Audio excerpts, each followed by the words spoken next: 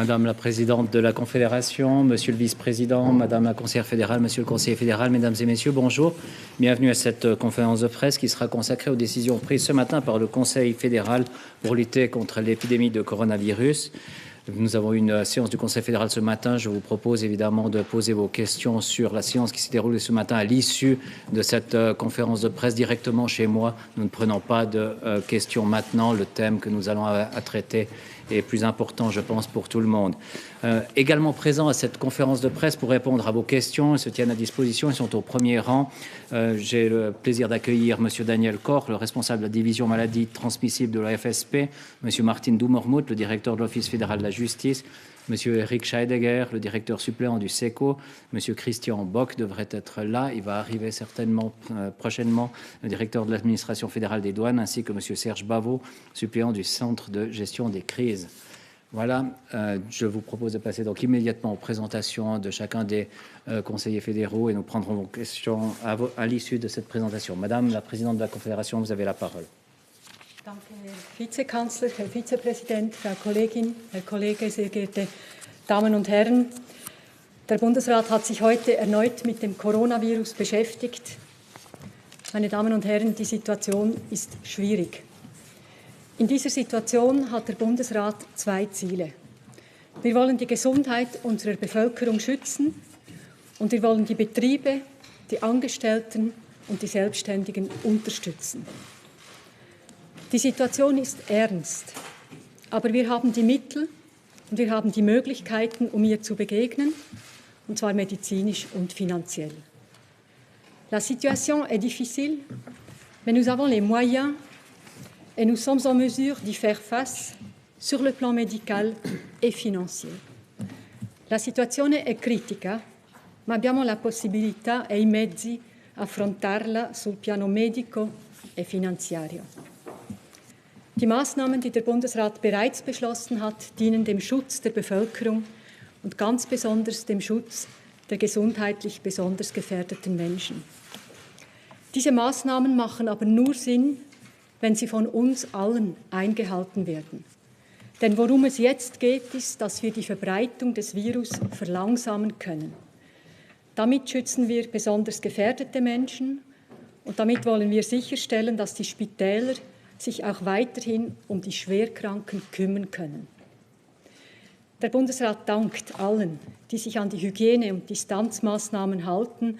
Auch die weiteren Maßnahmen, die der Bundesrat heute beschlossen hat, dienen einzig dem Ziel, die Gesundheit unserer Bevölkerung zu schützen. Die Maßnahmen, die der Bundesrat heute Vormittag entschieden hat, sind einschneidend. Wir bekommen sie alle im Alltag zu spüren.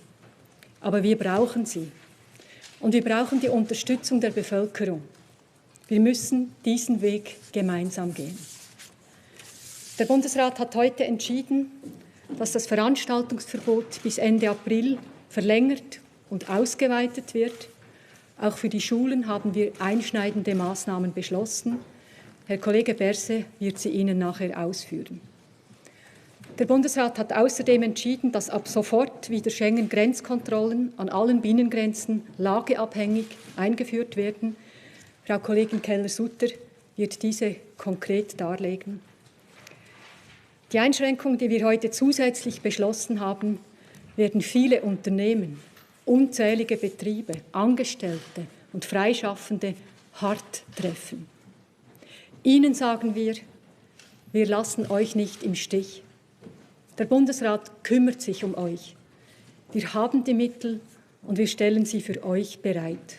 Und zwar rasch und unbürokratisch. Auch hier zeigen wir unsere Solidarität.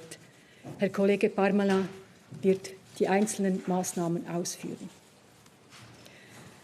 Um das Risiko von Ansteckungen zu senken, empfiehlt der Bund zudem, auf die Benutzung des öffentlichen Verkehrs möglichst zu verzichten. Wir danken den Arbeitgeberinnen und Arbeitgebern, die sich in dieser Zeit flexibel zeigen und gemeinsam mit den Arbeitnehmenden nach Lösungen suchen. Meine Damen und Herren, wir sind alle gefordert, jeder und jede Einzelne. Wir können dazu beitragen, dass sich die Ausbreitung des Virus verlangsamt. mit den Vorsichtsmaßnahmen, die bereits bekannt sind, und mit den Maßnahmen, die der Bundesrat heute beschlossen hat. Die Situation ist schwierig.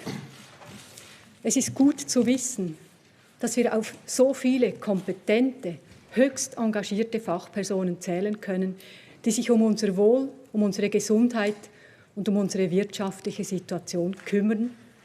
Das stimmt mich zuversichtlich. Ihnen allen möchte ich im Namen des Bundesrates ganz herzlich danken. Merci, Madame la Présidente de la Confédération. Monsieur le Conseiller fédéral Berset, vous avez la parole. Merci beaucoup, Madame la Présidente de la Confédération, Monsieur le Vice-président du Conseil fédéral, Madame la Conseillère fédérale, Monsieur le Vice-chancelier, Mesdames et Messieurs. Tout d'abord, de ma part, quelques informations sur la situation actuelle, sur le plan de l'évolution de la maladie dans notre pays. Vous avez vu qu'aujourd'hui, à 12h30, nous avions 1009 cas définitivement confirmés, 116 cas qui avaient en plus eu un premier résultat positif, ce qui porte à 1125 le nombre de cas dans notre pays. Nous savons que nous avons affaire à un nouveau virus et il faut toujours se rappeler que cela signifie que la situation change tous les jours, elle évolue tous les jours. Par contre, la ligne que nous suivons, la stratégie que nous suivons, elle, reste constante. L'objectif principal, c'est de protéger la santé de la population en prenant toujours les mesures qui soient adaptées, qui viennent au bon moment, qui soient proportionnées et surtout qui nous permettent d'emmener l'ensemble de la population avec nous pour comme société, tous ensemble, pouvoir maîtriser cette situation. Dans ce cadre, le Conseil fédéral, depuis le début, agit avec tout le respect, et je crois, on peut dire aussi la modestie requise face à une situation que nous ne connaissons pas bien. Mais le Conseil fédéral agit avec calme et détermination dans le suivi de la situation et dans ses décisions, et nous savons que nous sommes dans un processus. Mesdames et messieurs, je dois vous dire ici, il n'y aura jamais une mesure prise une fois pour toutes qui va régler le problème. Nous allons, dans ce processus, toujours, encore et encore, devoir adapter nos mesures pour nous adapter à la situation qui évolue et pour y répondre le mieux possible. C'est normal dans une telle situation et cela va continuer ainsi. Je voudrais rappeler aussi que dans ce cadre, il n'y a pas de raison particulière d'avoir peur de cette situation. La situation est sérieuse, la présidente de la Confédération l'a rappelé, mais nous savons comment y répondre au mieux. Et je crois qu'au contraire, nous devons nous laisser emmener par une situation dans laquelle nous devons agir avec calme et détermination. C'est ce que le Conseil fédéral fait depuis le début. Les mesures prises ce matin par le Conseil fédéral, et je vais présenter quelques éléments de cette nouvelle ordonnance qui est entrée maintenant en vigueur. Ces mesures prises par le Conseil fédéral doivent être renforcées pour protéger les personnes les plus vulnérables dans notre société, et également pour éviter une surcharge des infrastructures de santé et des soins intensifs. Le Conseil fédéral a décidé ce matin d'interdire dès aujourd'hui toute manifestation privée ou publique de plus de 100 personnes. Cette mesure s'applique également aux institutions de divertissement et de loisirs. On peut penser ici aux musées, aux centres sportifs, aux centres de wellness, au fitness, aux piscines, aux remontées mécaniques et également aux domaines skiables. Dans ce domaine, nous devons ici rappeler qu'en dessous de 100 personnes, il est possible de continuer à organiser des manifestations sur le plan national, mais que pour ce faire, il s'agit de respecter toute une série de critères précis qui préservent la santé de la population et qui sont prévus dans l'ordonnance.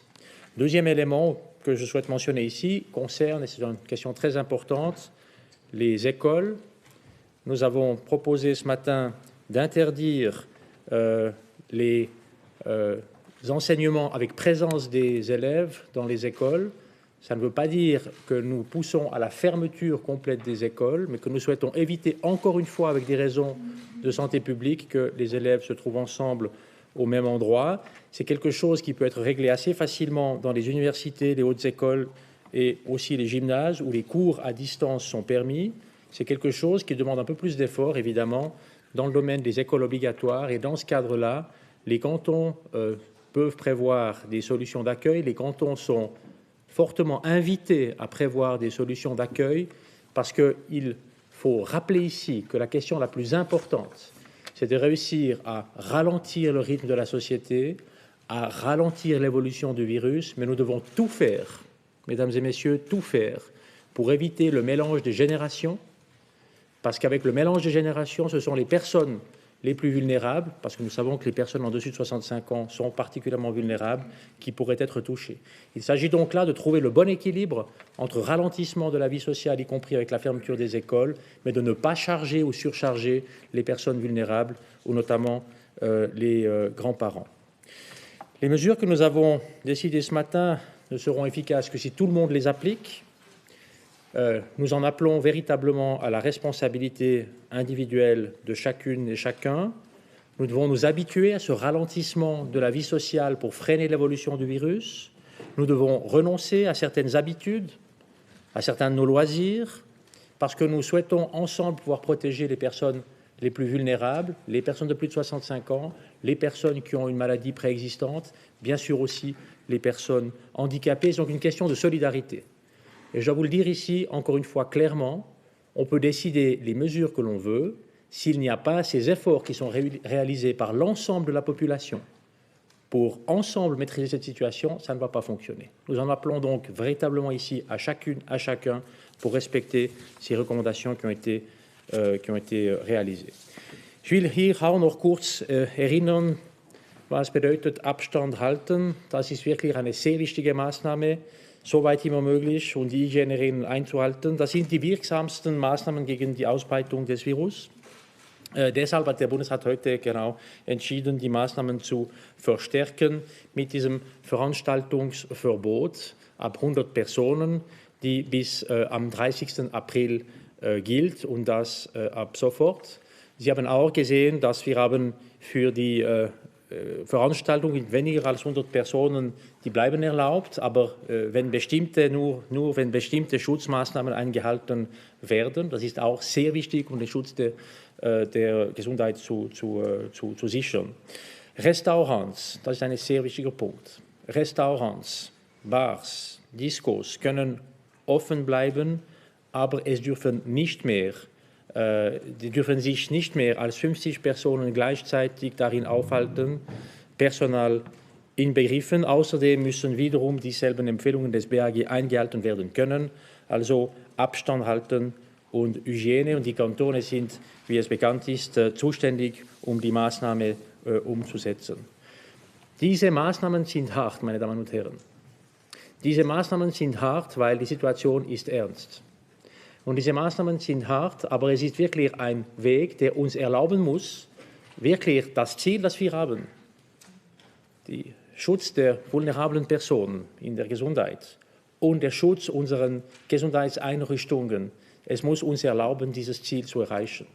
Aber es wird nur funktionieren, wenn wirklich alle sich bemühen, auch wenn wir sich nicht unbedingt persönlich betroffen fühlen, wenn alle auch das halten werden in den nächsten Zeiten. Es ist auch eine Art neue Gesellschaft, die wir jetzt haben für einige Wochen, vielleicht ein bisschen mehr. Wir müssen auch akzeptieren, ein bisschen, dass die Geschwindigkeit der Gesellschaft wird sich ein bisschen reduzieren. Wir müssen einfach ein bisschen bremsen, weniger soziale Kontakte haben, was es ist wirklich der beste Weg, um unsere Ziele zu erzielen. Ich will hier auch noch ich sollte auch sehr viele Leute auch noch danken, aber wirklich ein Wort und ein Gedanke für die Leute, die Gesundheitspersonal, die in den Spitälern, in Praxen, in den Laboratorien, Altersheimen, wie auch die Krisenstäbe, alle die Leute, die sich sehr stark engagieren, um uns zu erlauben, da eine gute Situation wieder mal zu haben und eine positive Entwicklung mal zu erzielen für unserem Land. Noch ein Wort für die neue Situation, die seit dieser Woche kommt. Und ich muss Sie erinnern, dass die WHO hat erklärt vor 2 Tagen, dass der aktuelle Ausbruch ist eine Pandemie. Und heute besteht in allen Regionen der Welt das Risiko einer Ansteckung mit dem neuen Coronavirus. Und der Bundesrat rät deshalb bis auf Weiteres auf nicht dringliche Auslandreisen zu verzichten. Voilà für die Maßnahmen, die ich vorstellen wollte. Danke. Merci, Monsieur le Conseiller fédéral. Madame la Conseillère fédérale Keller-Sutter, vous avez la parole. Oui, merci beaucoup. Sehr geehrte Frau Bundespräsidentin, geschätzte Kollegen, Herr Vizekanzler, meine sehr verehrten Damen und Herren. Um sicherzustellen, dass die Gesundheitsinfrastruktur in allen Kantonen optimal eingesetzt wird und um eine Überlastung in einzelnen Kantonen möglichst zu verhindern, hat der Bundesrat heute auch Einschränkungen für Personen beschlossen, die aus Italien in die Schweiz einreisen wollen. Damit folgt der Bundesrat auch einem Anliegen der Tessiner und Walliser Behörden. Auch diese Maßnahmen verfolgen das Ziel des Schutzes der ganzen Bevölkerung in unserem Land, konkret die schweizweite Sicherstellung eines funktionierenden Gesundheitssystems, in dem die Kapazitäten für die Behandlungen von unseren Patientinnen und Patienten erhalten bleibt. Es gilt zu verhindern, dass sich Personen aus Italien in Spitälern in der Schweiz, besonders in den Grenzkantonen Tessin, Wallis und Graubünden, behandeln lassen. Der Bundesrat hat deshalb im Grundsatz beschlossen, dass allen Personen aus Risikoländern oder aus Risikoregionen die Einreise in die Schweiz verweigert wird. Die Einreisebeschränkung ist gezielt und verhältnismäßig. Sie steht im Einklang mit dem Schengener Abkommen, Artikel 25 folgenden des Schengener Grenzkodex und mit dem Abkommen über die Personenfreizügigkeit. Beide Abkommen lassen den Mitgliedstaaten oder assoziierten Staaten, also auch der Schweiz, den nötigen Spielraum, um in einer solchen besonderen Lage die Einreise zu kontrollieren, zu steuern und zu beschränken. Ich habe heute Morgen die Europäische Kommission entsprechend über die Wiedereinführung der Grenzkontrollen in der Schweiz notifiziert. Die Einreise aus Italien in die Schweiz ist also grundsätzlich beschränkt, wie in anderen Ländern aber auch. Es wird ja viel über die verschiedenen Regimes jetzt geschrieben, sieht die Schweiz Ausnahmen vor. Ausnahmen sind folgende: Schweizerinnen und Schweizer dürfen selbstverständlich in die Schweiz einreisen und Personen, die über eine gültige Aufenthaltsbewilligung verfügen, ebenfalls. Auch Personen, die einen beruflichen Grund für die Einreise in die Schweiz haben, können weiter einreisen. Das werden sicher einige Grenzgängerinnen und Grenzgänger sein, aber es geht hier auch um Warenlieferungen. Möglich sind auch Durchreisen, also der reine Transit durch die Schweiz, wenn man nicht in der Schweiz bleiben will oder sich aufhalten will, ist möglich. Wer eine dieser Ausnahmen geltend machen will, muss das belegen. Noch ein paar Worte zu den Auswirkungen auf den Asylbereich. Asylsuchende in der Schweiz stellen im Zusammenhang mit dem Coronavirus ja grundsätzlich keine besondere Gefahr dar. Ich möchte das vorausschicken, das sind Personengruppen wie andere auch. Sie sind daher gleich zu behandeln wie alle anderen Personen. Dies bedeutet, dass es für sie bezüglich der heute beschlossenen Maßnahmen an der Grenze keine Ausnahme gibt. Es liegt bei den Asylsuchenden keine absolute Notwendigkeit einer Einreise im Sinne der heute beschlossenen Verordnung vor, weil es in Italien keine asylrelevante Gefährdung gibt. Das heißt also, Asylsuchende können ihr Gesuch problemlos in Italien stellen und müssen dazu nicht die Grenze überschreiten.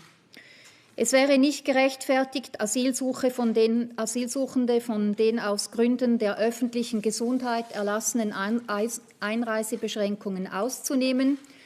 Dieses Vorgehen steht im Einklang mit der Dublin-III-Verordnung. Zudem sind Überstellungen von ausländischen Personen aus Italien in die Schweiz nach Maßgabe der Dublin-Verordnung suspendiert. Also Italien kann keine Dublin-Fälle mehr nach der Schweiz überstellen. Die zusätzlichen Maßnahmen an den Grenzen gelten ab sofort.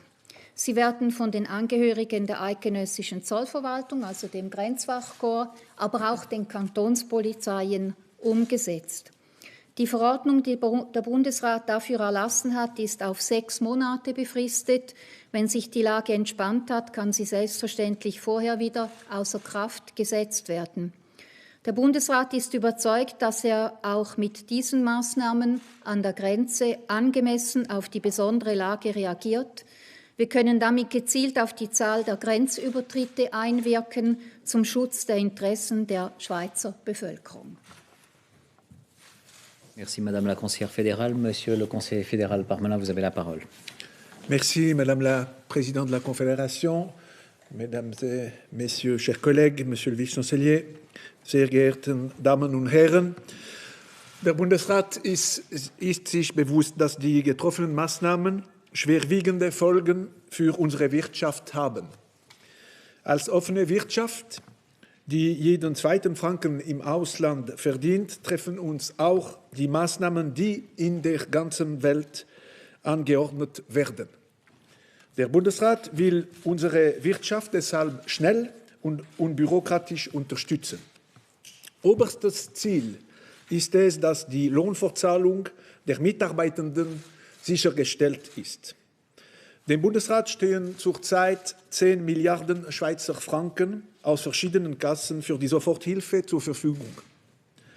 Neue kurz- und mittelfristige Maßnahmen werden weiter ausgearbeitet und zusätzliche Unterstützung in den nächsten Tagen und Wochen diskutiert und beschlossen. Actuellement, le Conseil fédéral prévoit de mobiliser un total de 10 milliards de francs répartis dans les domaines suivants. Tout d'abord, dans le domaine de l'assurance chômage, avant tout par le biais des indemnités en cas de réduction de l'horaire du travail, c'est-à-dire le chômage partiel ou technique. Ces indemnités permettent une aide ciblée aux entreprises et leurs employés qui en ont besoin. Nous disposons actuellement de 8 milliards de francs. Pour renforcer cet outil, le Conseil fédéral a en outre décidé aujourd'hui, avec effet immédiat, de ramener le délai d'attente de la réduction de l'horaire de travail à 1 jour. Les entreprises ne devront donc assumer une perte de travail d'1 jour seulement au lieu de 2 à 3 avant de bénéficier du soutien de l'assurance chômage. Et des simplifications administratives ont aussi été mises en place. Toujours dans le domaine de l'assurance chômage, le Conseil fédéral a chargé le SECO d'étudier d'ici au 20 mars la possibilité d'étendre le droit à des indemnités en cas de réduction de l'horaire de travail aux salariés dont la durée d'engagement est limitée et non résiliable et aux personnes exerçant un travail temporaire. Dans ce cas, la loi devra être adaptée. En dehors de l'assurance chômage, le Conseil fédéral examine la possibilité d'une aide financière dans des cas exceptionnels. La somme qui sera mise à disposition dans ce but pourra s'élever jusqu'à 1 milliard de francs.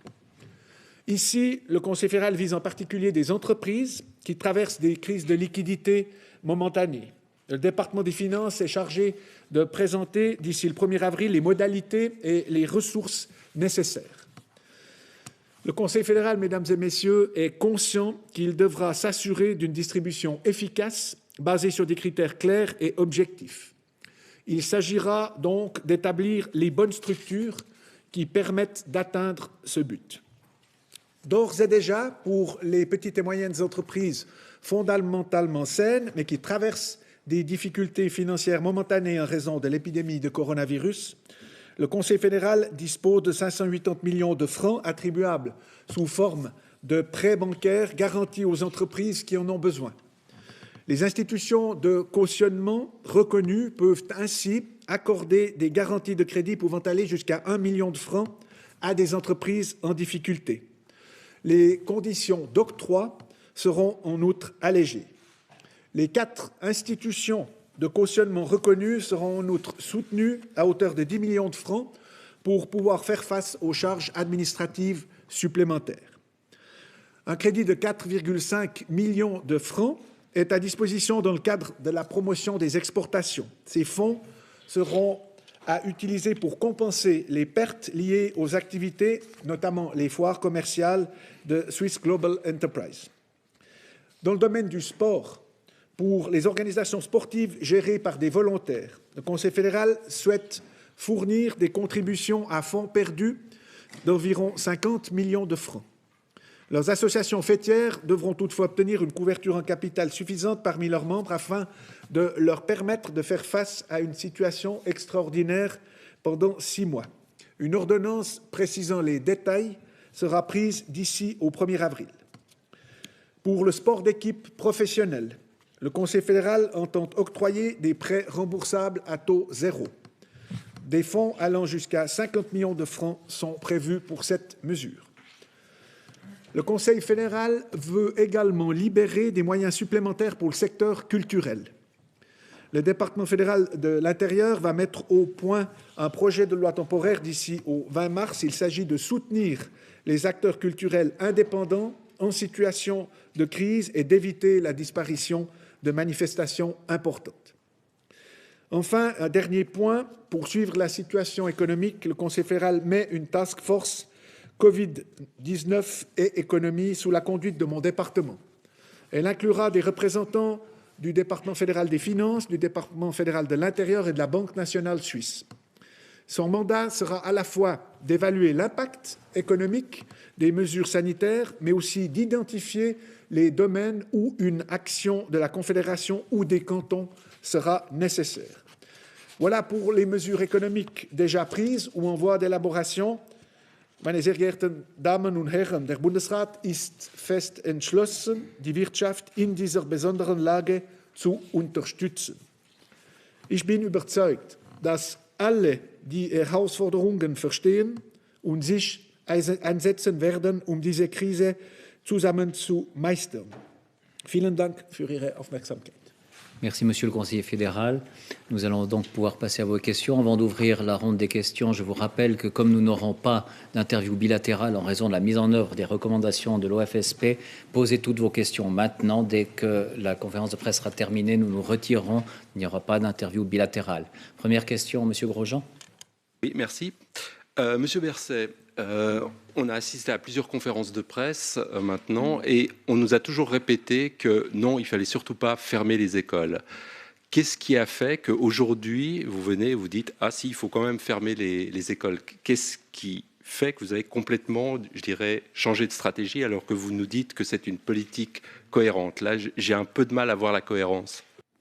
Bon, on a toujours été très clair depuis le début, et je dois vous le rappeler ici, on a toujours été très clair depuis le début, on a toujours dit voilà les mesures que nous prenons pour le moment. Vous avez toujours eu im Moment en allemand et pour le moment en français.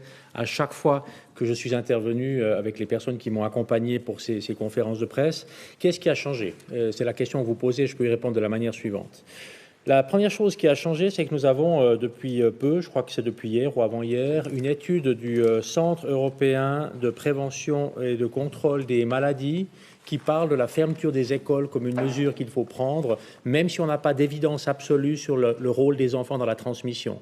Mais dès le moment où nous avons un Centre européen de prévention et de contrôle des maladies qui nous dit « attention, ça vaut le moment maintenant de prendre cette mesure », alors c'est naturellement que la situation a changé et que le im moment, c'est un autre im moment qui se produit. C'est le premier élément. Le deuxième élément, nous avons d'autres études. Alors, on apprend tous les jours sur ce nouveau virus qui montre qu'il n'y a pas non plus d'évidence absolue dans un sens ou dans l'autre, mais on sait bien que les enfants peuvent être potentiellement, en tout cas, des vecteurs du virus. Si nous avons renoncé jusqu'ici à la fermeture des écoles, c'était parce que nous craignions qu'en fermant les écoles, cela mélange les générations et que cela charge les grands-parents. Et ici aussi, très clairement, cette étude du Centre européen de prévention et de contrôle des maladies nous dit il faut fermer les écoles, mais il faut être très attentif à ne pas mélanger les générations et à protéger les personnes à risque, et notamment les personnes les plus âgées. C'est la raison pour laquelle, d'entente avec les cantons, nous les invitons vraiment à mettre en place là où il n'y a pas d'autre possibilité pour les parents que d'éventuellement les confier aux grands-parents, ce que nous ne souhaitons pas, nous prions vraiment de ne pas le faire, et bien que les cantons utilisent les structures dont ils disposent pour mettre en place des structures d'accueil pour ces enfants. Puis un autre élément, je dois vous le dire, qui évidemment joue aussi un peu un rôle, il faut être quand même très au clair là-dessus, ça a été le fait que nous avons pu suivre très rapidement l'évolution au Tessin. Le Tessin, mercredi, a pris une décision qui était de fermer les écoles dans le domaine au-delà de l'obligatoire, 16 ans et en dessus, et d'ailleurs aussi sur recommandation de l'OFSP, c'était avant la publication de cette étude et avant les éléments qui changent chaque jour, et nous avons quand même dû constater que c'est terriblement difficile d'expliquer à la population et aux gens pourquoi est-ce que les jeunes de plus de 16 ans peuvent rester à la maison et n'ont pas besoin de se rendre à l'école, et pourquoi les enfants plus jeunes doivent se rendre à l'école, et nous avons vu que les problèmes de mise en œuvre se posent également. Dernier point, suite à cette étude, notamment de l'ICDC et des nouvelles connaissances que nous avons dans cette situation, nous avons dû constater que tous les pays aux alentours, ce n'est pas évidemment le premier élément qui joue, mais que tous les pays aux alentours, alors qu'ils étaient tous du même avis que la Suisse jusqu'à mercredi, j'ai participé à une visioconférence avec les ministres européens de la Santé, les pays qui nous entouraient, notamment la France et l'Allemagne, étaient du même avis que la Suisse à ce sujet. Suite à cette étude, ont revu leur position, ont regardé les nouvelles évidences, et naturellement, c'est aussi un des éléments qui a été pris en considération à ce moment-là. Voilà les éléments qui font que le im-moment, c'est toujours im-moment, et que pour un nouveau virus, évidemment, quand je parlais de modestie et de respect face à la situation, de flexibilité, mais en même temps de calme et de détermination dans l'action, c'est exactement ça qui nous conduit aujourd'hui à faire ce pas, un pas, vous l'avez remarqué, que les cantons auraient sinon aussi peut-être fait sans qu'on arrive à le faire de manière aussi coordonnée qu'avec la décision de la Confédération. Merci, Monsieur le Conseiller fédéral. Prochaine question, Monsieur Morf. Herr Berse, Sie haben gesagt, dass Veranstaltungen mit mehr als 100 Personen verboten werden. Heißt das, dass die Session des Parlaments abgebrochen wird? Weil das sind ja mehr als 100 Personen. Ja, ich muss hier vielleicht wieder mal die Verordnung nehmen auf Deutsch, um zu lesen, wie es geschrieben ist. Il est question dans la Verordnung auf Deutsch de fermer les manifestations publiques ou privées, et puis il est ensuite indiqué à l'alinéa 3 que ça s'applique également aux établissements de divertissement et de loisirs. Je crois déjà qu'on ne peut pas dire que le Parlement tombe sous la catégorie divertissement et loisirs, premièrement. Et le deuxième élément, on ne peut pas non plus parler de manifestations publiques ou privées. Donc c'est au Parlement évidemment qu'il revient de faire cette analyse, mais de notre point de vue, les manifestations publiques ou privées accueillant simultanément 100 personnes ou plus sont interdites, ne va pas dans la direction, par exemple, de fermer tous les gros Raumbureaus ou bien les entreprises. Et là, nous estimons que nous n'avons pas affaire avec une session parlementaire, ça peut être aussi avec un grand conseil dans un canton, à une manifestation publique ou privée. Forster. Welche Regelung gilt für Kinderkrippen? Sollen diese auch schließen? Entschuldigung, Kinderkrippen? Für Kinderkrippen, ja. Das ist eine sehr gute Frage und in der Tat, das ist auch eine Frage, die sich stellt, weil Social Distancing für diejenigen, die Kinder haben, Social Distancing in Kinderkrippen, das ist nicht das Einfachste zu tun, ehrlich gesagt. Das ist eine Frage, die berechtigt ist. Das ist aber eine Frage, wo der Bundesrat sagt, da sind ja auch die Kantone zuständig, muss man auch sehen. Weil die Kinderkrippen, das ist nicht eine obligatorische oder überobligatorische Schule, es ist ein Betreuungsangebot für Leute, die arbeiten, in der Regel mindestens. Und da müssen wir auch sagen, wenn man spricht von Betreuungsangeboten, es gibt nicht nur die Kinderkrippen, es gibt sehr viele unterschiedliche Situationen, die existieren in der Kantone. Es gibt Kantone, wo andere Modelle sind im Vordergrund. Es gibt Kantone, wo die Kinderkrippen sind im Vordergrund. Es gibt viele unterschiedliche Modelle. Und da müssen wir auch nicht vergessen, die Kantone sind dafür auch zuständig. Und die können auch da mal das regeln, wie es vernünftig erscheint, auch mit Rücksicht nehmend auf die kantonale Situation. Prochaine question, Monsieur Washington. Die anderen Länder gehen zum Teil weiter mit den Veranstaltungen und den Bars und so weiter, die geschlossen werden müssen. In der Schweiz dürfen sie noch offen haben. Das haben wir gehört. Warum gehen sie nicht so weit wie Österreich zum Beispiel? Und warum verpflichten Sie die Kantone nicht, ein Betreuungsangebot zur Verfügung zu stellen? Und vielleicht noch eine dritte Frage. Warum beteiligt sich der Bund über die EO nicht bei den bei möglichen Erwerbsausfällen, wenn Eltern ihre Kinder betreuen müssen, dann können sie nicht arbeiten. Da sind grundsätzlich die Arbeitgeber gefordert, aber warum beteiligt sich der Bund da nicht? Die zweite Frage, Entschuldigung, ich habe sie nicht notiert, die zweite. Verpflichten, okay, nein, ich versuche.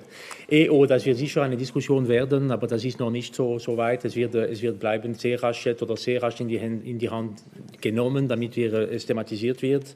Wieso nicht eine Verpflichtung für die Kantone für Betreuungsangebote? Wir waren gestern im Kontakt mit der Präsidentin der EDK und ich meine, die Kantone, die sind bereit. Es ist einfach keine absolute Neuigkeit, was heute kommt für die Kantone. Wir haben es schon seit langem, man hat mir gesagt, für solche Fälle vorbereitet. Aber es ist einfach mal, um die Kantone die Freiheit zu geben, sich zu organisieren. Aber ich würde sagen, es war auch ein Thema im Bundesrat. Der Bundesrat würde die Kantone wirklich einladen, wenn ich das so sagen darf, es zu machen. Weil in der Tat, wenn ohne Betreuungsangebote und wenn es gibt keine andere Möglichkeit, es würde bedeuten, man könnte damit gehen Richtung Mix der Generation. Und das ist genau das Gegenteil, das wir jetzt machen müssen. Das heißt, wenn wir heute die Schulen sind die Schulen nicht geschlossen, das muss man nicht vergessen, sind die Präsenzveranstaltungen an die Schule verboten. Das ist nicht genau das Gleiche. Und die Idee ist damit mal einfach die Übertragung des Virus zu begrenzen, aber nicht das anderswo bei den Großeltern zu bringen. Und deswegen die Kantone sind streng eingeladen, es zu tun. Restauranten, was der Bundesrat heute entschieden hat, ist schon eine sehr einschneidende Maßnahme, muss man schon sagen.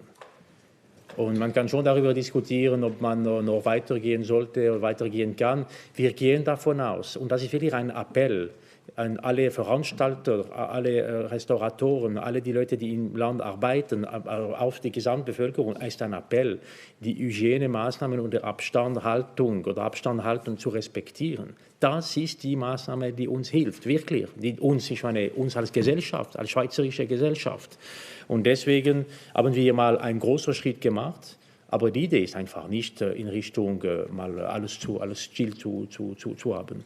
Das ist nicht die Idee, aber bitte, wir brauchen wirklich, dass die Leute sich daran jetzt halten, auch diejenigen, die sich vielleicht nicht besonders betroffen fühlen. Es ist auch ein Akt der Solidarität gegenüber vulnerablen Menschen in unserem Land, die wir schützen müssen. Und dieser Akt von Solidarität hat auch jetzt auch einen Rahmen mit der Organisation über Veranstaltungen und auch Restauranten.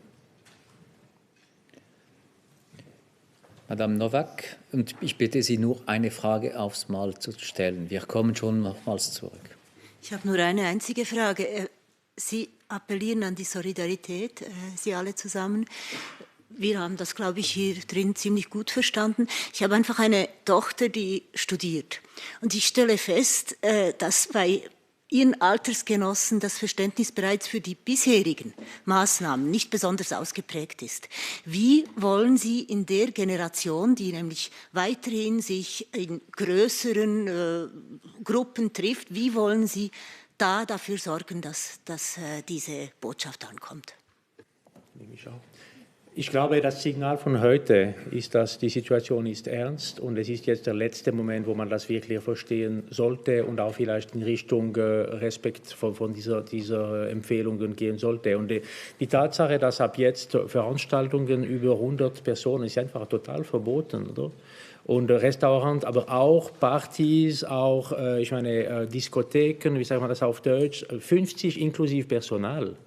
Faktisch, es bedeutet, diese Partyszene muss jetzt verstehen, es muss jetzt für einen Moment vielleicht etwas anders tun, als Party zu machen, mit dem Risiko, Übertragungen zu machen. Ich glaube, die Entwicklung, die jetzt passiert ist im Bundesrat heute mit dieser Verordnung für die nächsten in etwa 6 Wochen, muss schon wirklich zeigen, dass es ist ernst gemeint. Es ist ernst gemeint, weil wir wollen und wir müssen die vulnerablen Risiko- oder Bevölkerungsgruppen schützen und wir müssen auch unbedingt unsere Gesundheitseinrichtungen schützen. Man kann schon sehen, was passiert, wenn es ist nicht ordentlich gemacht. Und es ist nicht zu spät, es ist der richtige Moment, um es zu tun, weil wir wollen auch die Bevölkerung mit uns nehmen. Und die Bevölkerung, die kann es verstehen und auch mit uns es machen, wenn man sieht, dass, okay, die Situation ist ernst, es ist wirklich jetzt der Moment. Merci. Prochaine question. Oui, Madame Christen. Es gibt ja auch Kritik, zum Teil auch von Virologen daran, dass nicht mehr getestet wird, wenn nicht wirklich ein schwerer Verlauf da ist oder wenn es sich um Risikopersonen handelt. Dies mit der Begründung, dass man dann ja nicht mehr weiß, wie der Verlauf ist. Und eine praktische Begründung der Kritik ist auch für die Wirtschaft, dass wenn man zum Beispiel dann eben negativ getestet wird, muss nicht der Rest des Teams auch in Quarantäne. Was sagen Sie dazu? Diese Frage ist für Herrn Koch vom Bundesamt für Gesundheit. Bitte drücken Sie auf den Knopf, während Sie sprechen auch. Ja, sehr geehrte Frau Bundespräsidentin, sehr geehrter Herr Vizepräsident, sehr geehrte Frau Bundesrätin, Herr Bundesrat und sehr geehrter Herr Vizekanzler. Die Frage ist eine sehr gute, weil es der Anschein erweckt, dass wir jetzt weniger testen wollen und dass wir jetzt einfach vernachlässigen wollen, wenn Leute erkranken und vielleicht am Virus erkranken. Die Sache ist aber die, dass wir als allererstes den Leuten sagen, wenn ihr Symptome habt, ob es jetzt Grippe ist oder das Virus, wenn ihr gesund seid, wenn ihr jung seid und keine Risikofaktoren habt, dann gehört ihr nicht in den öffentlichen Raum, dann gehört ihr nach Hause und dort sollt ihr isoliert bleiben. Wir wollen, dass wir nicht schon am Anfang die Praxen und die Tests überladen, weil diese Ressourcen sind wir noch am weiteren Aufbauen. Und sobald wir noch mehr testen können, werden wir auch noch mehr testen. Aber es ist wirklich so, dass wir jetzt nicht weniger testen, sondern wir testen jetzt mehr. Wir sind in Europa wahrscheinlich eines der Länder, die am meisten testen pro Kopf. Wir sind jetzt ungefähr bei 2000 Tests pro Tag. Merci. Prochaine question. Oui, Monsieur. Merci. Ich habe ein paar Fragen von der Nachrichtenagentur zusammengesammelt, aber ich stelle nun eine nach der anderen gerne. Nämlich als erstes, vielleicht findet die Abstimmung vom 17. Mai statt? Diese Frage ist auch noch nicht entschieden, aber der Bundeskanzler ist in Kontakt mit den Kantonen, um eben die Entwicklung der Situation zu beobachten, und zu gegebenen Zeitpunkt wird sicher ein Entscheid gefällt. Zweite Frage. Danke. Diese Liste von Risikoländern und Gebieten, ist das gleichbedeutend, auch rechtlich gleichbedeutend mit einer offiziellen Reisewarnung? Das ist relevant für die Versicherungen.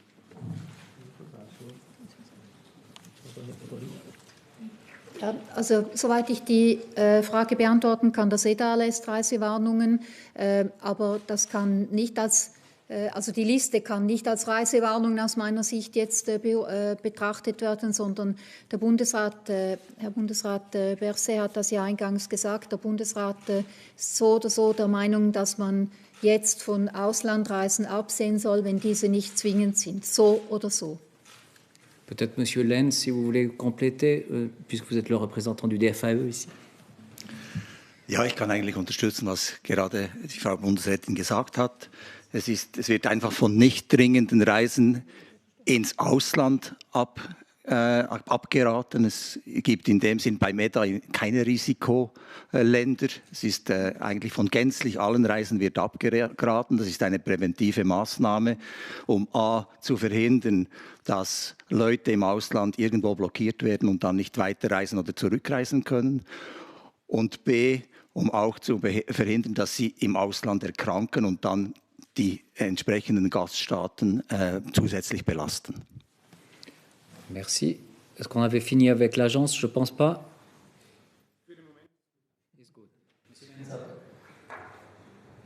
Wieso werden die Schulen bis zum 4. April geschlossen? Eine Woche später sind ja Ostern und dann haben einige Kantone Ferien. Wieso zieht man es nicht gleich bis zu Ostern?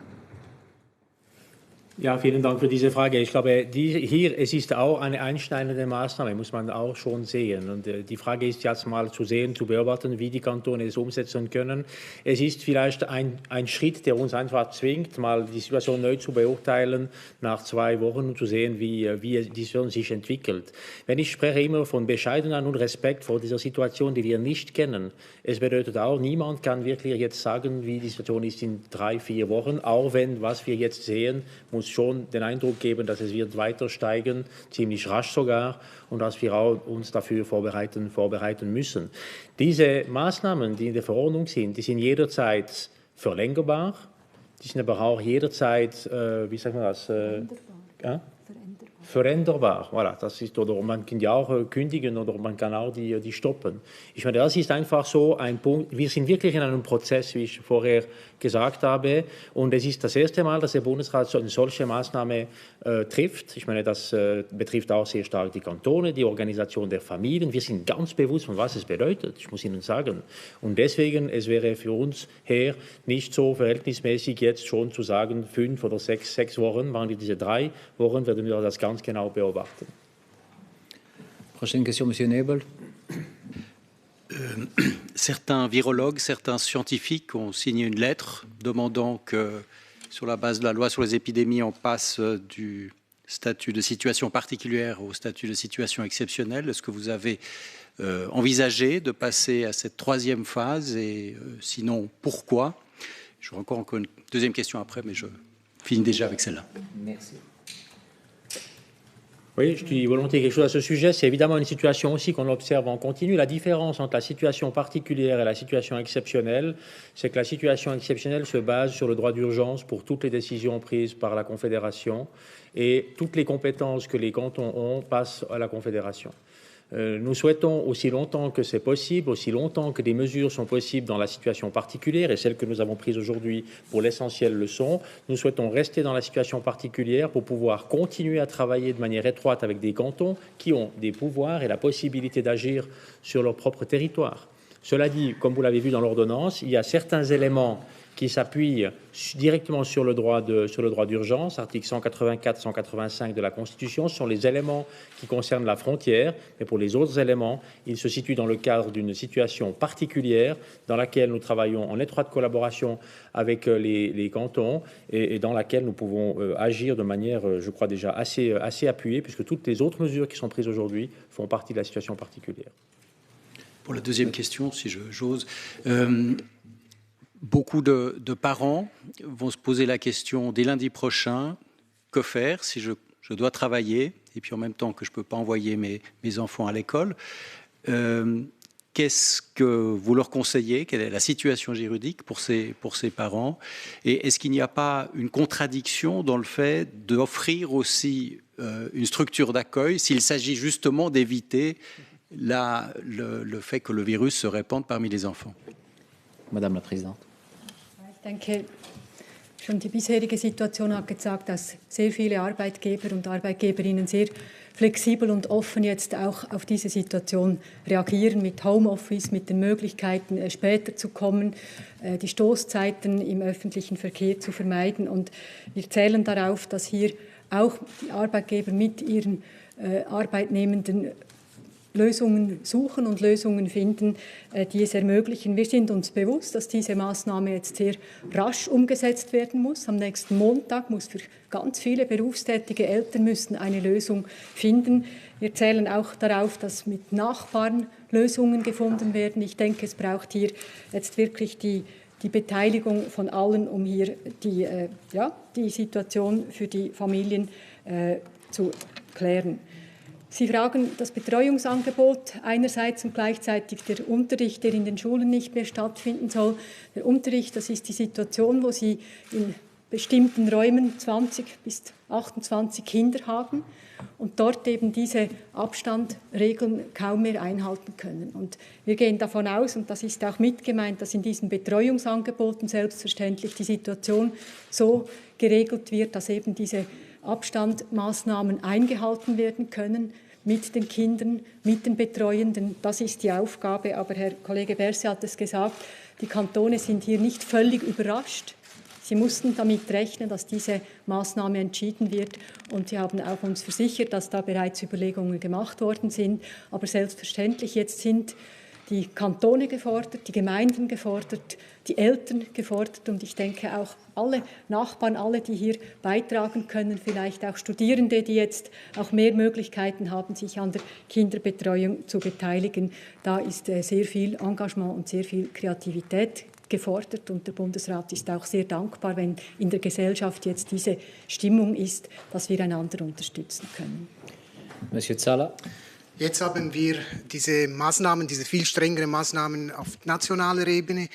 Heißt das, der Kanton Tessin eigentlich bis jetzt alles richtig gemacht hat und hat da eine Vorreiterrolle oder ein bisschen unschöner ausgedrückt, ist er ein Versuchslabor gewesen? Sicher kein Versuchslabor, aber muss man schon sagen, dass der Kanton Tessin ist einfach früher als andere Kantone mit einer sehr schwierigen Situation betroffen worden. Ist einfach die geografische Realität, das müssen wir auch mal sehen und was es bedeutet. Und in der Tat, ganz logisch, ist der Kanton Tessin viel früher als andere mit realen Fragen, konkreten Fragen konfrontiert worden. Und ich glaube, man hat schon es gesehen mit dem Veranstaltungsverbot für große Veranstaltungen. Der Kanton Tessin hat begonnen mit Geisterspielen im Hockey und ich weiß, was es bedeuten kann, wenn es geht um die zwei Hauptmannschaften in Tessin oder so ein Entscheid. Und es zeigt auch, dass es gab auch diese Wille, mal wirklich vorwärts zu tun. Und wenn ich vorher gesagt habe, es geht um wirklich sicher sein, immer wieder, dass man kann auch erklären, was wir tun, die Bevölkerung mitnehmen kann. Einfach Entscheidungen zu treffen, wenn es nicht wirkt, das hilft nicht viel, oder? Und der Moment, wenn wir sehr gut beobachten, was passiert in der Kanton, der Moment, wo der Kanton Tessin, der als erster Kanton damit konfrontiert war, solche Schritte gemacht hat, es ist auch klar, dass sind auch Gedanken, die auch bei uns helfen, mal zu überlegen und zu sehen, was es bedeutet. Zum Beispiel jetzt für den letzten Mittwoch haben wir auch merken müssen, dass dieses Verbot für die obligatorische Schule, überobligatorische Schule, aber nicht für die obligatorische Schule nicht so gut verstanden worden ist. sehr konkret. Und das hat auch, ich meine, eine Rolle gespielt, in der Tat. Merci, Monsieur Moser.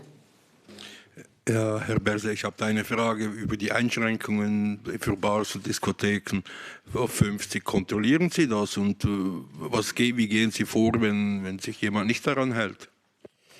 Ja, es ist jetzt eine Verordnung und es ist eine Verpflichtung für die Organisatoren und für die Leute, die Proprietäre oder die Eigentümer dieser Orte. Und ich gehe schon davon aus, dass es wird umgesetzt, oder? Sonst ist es einfach illegal. Es ist einfach illegal. Und da die Kantone, die sind da, um das zu folgen und zu beobachten und umzusetzen. Und das ist wirklich da die Rolle der Kantone. Aber es gilt jetzt als Verordnung. Merci, Monsieur Guillaume. Oui, très précisément, comment comptez-vous appliquer la mesure des 100 personnes pour un domaine skiable? Pour être très clair avec vous, Monsieur Guillaume, ça signifie la fermeture des domaines skiables. Prochaine question. Je vais commencer de ce côté. Monsieur Beuglin. Oui, donc les touristes ne peuvent plus entrer en Suisse, donc depuis l'Italie.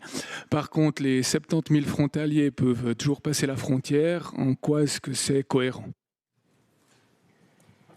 Alors, vous voyez, les frontaliers qui ont un permis, c'est un permis juridique qui est valable. Alors, on ne peut pas finalement dire qu'ils ne peuvent plus entrer en Suisse. Il y a des gens aussi qui ont des permis de séjour. Alors là, je l'ai dit, mais en dehors de ces catégories de personnes, il n'y a plus d'entrée régulière en Suisse. Et il faut aussi voir que probablement les 60 000 personnes ne vont plus entrer tous les jours parce que c'est des gens certes qui travaillent au Tessin, mais vous avez vu aussi qu'il y a peut-être moins de travail maintenant au Tessin parce qu'il y a moins de tourisme, etc. Alors, il y a des gens aussi qui restent chez eux. Il y a aussi le travail qui s'effectue à la maison. Il y a des entreprises aussi qui rendent possible le fait qu'on puisse travailler à la maison. Alors, je ne sais pas combien il y a eu de passages encore à la frontière. C'est peut-être M. Bock qui peut vous dire ces derniers jours. Bon, ce n'était pas encore cette restriction-là, mais on ne veut pas que, à part ça, il y a d'autres personnes en plus qui puissent entrer en Suisse aussi pour justement... je dirais profiter des infrastructures dans les hôpitaux, parce qu'il faut aussi protéger là un peu les infrastructures que nous avons et puis les capacités que nous avons pour pouvoir mettre à disposition les capacités en cas d'une escalade de cette pandémie. Mais je ne sais pas, peut-être M. Bock peut dire combien il y a eu de passages. Actuellement, il ne sait pas. Il me regarde, il ne sait pas. Mais en tout cas, ça a baissé.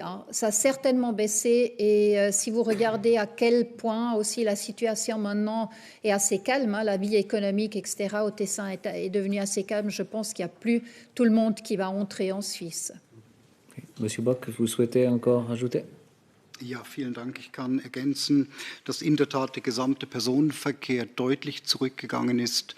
Wir erleben den gleichen Rückgang auch im Flugverkehr und es ist ebenso ein Rückgang im Bereich des Transits, des Warenverkehrs nach Italien zu bemerken. In die Schweiz hinein und aus der Schweiz hinaus erleben wir den normalen saisonalen Verlauf im Moment. Merci. Madame Bella, prochaine question. Oui, Madame Killer-Souter, une question complémentaire. Qu'en est-il aux autres frontières? Est-ce que les Français ou les Allemands peuvent toujours venir se faire soigner en Suisse? Beaucoup ont aussi l'habitude, habitent vraiment très proche de la frontière. Et est-ce qu'avec ces mesures prises à la frontière sud, vous ne craignez pas que la France ou l'Allemagne appliquent la réciproque avec nous, sachant que nous sommes l'un des pays les plus touchés? Et désolé, ça fait deux questions. Alors, l'ordonnance du Conseil fédéral dit que le département de M. Berset, ensemble avec le DFAE, peut désigner les zones ou les pays à risque. Et les pays à risque, ce sont les pays qui nous entourent, les pays voisins, d'une part, et puis d'autre part, les pays qui ont pris des mesures extraordinaires. Et puis avec l'Italie, il faut quand même dire que toute l'Italie maintenant est fermée. Vous voyez, ça c'est une autre situation que la France pour l'instant. Ce qui n'explique pas qu'à un moment donné, il y ait aussi des mesures concernant la France ou concernant l'Allemagne. Et l'ordonnance le rend possible. C'est-à-dire que l'ordonnance telle qu'elle a été décidée maintenant, elle s'applique maintenant parce qu'il y a une liste de pays à risque seulement à l'Italie. mais elle pourra s'appliquer aussi à d'autres pays. Et puis, si vous parlez de réciprocité, vous voyez, c'est le codex de Schengen. Alors, nous sommes un membre de Schengen, enfin associé, la Suisse, et nous avons les mêmes droits, les mêmes obligations que les autres pays, et nous avons le droit aussi de réintroduire les contrôles à la frontière quand il y a urgence. Es gibt nach wie vor viele Fragen. Ich gebe allen die Möglichkeit, Fragen zu stellen. Insbesondere diejenigen, die noch keine Frage gestellt haben, bitte haben Sie Geduld und verstehen Sie, dass wir einfach zur Verfügung stehen. Wir werden schon Sie Ihre Frage nehmen. Herr Morf insbesondere. Also, nächste Frage. Oui, Madame de Gott. Monsieur Berset, où est-ce qu'on en est au niveau de la saturation du système de santé ?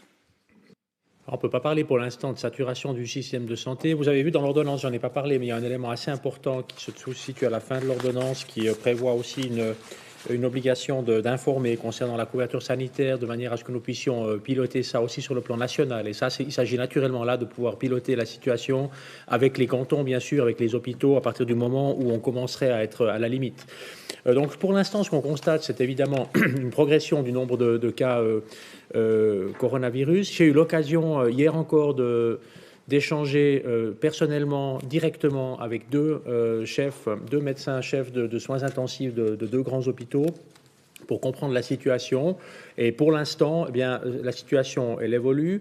Il y a la possibilité dans les hôpitaux de faire beaucoup de choses pour libérer des places. Il y a des mesures déjà qui ont été prises pour faire face à la situation qui arrive, parce qu'on peut plus ou moins, on peut pas la prévoir, mais enfin, on voit dans quelle direction ça évolue. Et pour l'instant, il n'y a pas de problème de saturation, mais on doit naturellement être conscient du fait que le nombre de cas augmente rapidement et que nous devons du coup observer la situation vraiment jour par jour. On est aussi également en contact de ce point de vue-là, bien sûr, avec le Tessin, qui se trouve au devant de la vague, si on peut le dire, puisqu'on a maintenant, avec la situation au Tessin et la situation en Italie voisine, un nombre de cas qui est assez important. Prochaine Question, Madame Wischer. Was ist eigentlich mit den Rekrutenschulen? Werden die auch geschlossen?